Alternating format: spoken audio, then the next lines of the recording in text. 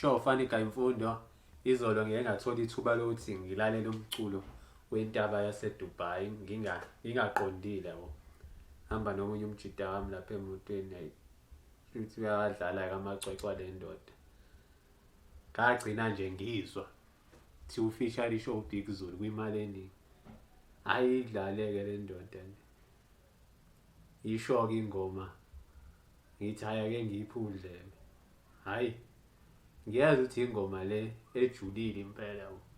Yacula baba bazali bami aningiyekele ngiyamthanda ngikethile baba bazali bami yabo. Uyezwa ukuthi leli culo lijulile yabo. Le ntokazi kodwa manje uyezwa ukuthi indlela acula ngayo ngathi umzabalazo nje. Ngathi ucula amaculo ezimpi.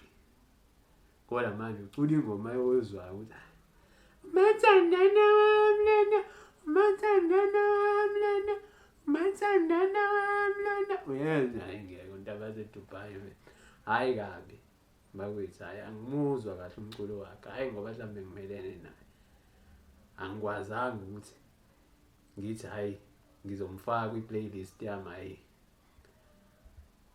angiyazi le nto ngiyilalela izolo ngike ngamtshela nalo mfowethu besihamba naye ngathi hayi ngeke hayi mfethu hayi niyalalela shebu niyakwazi ukulalela.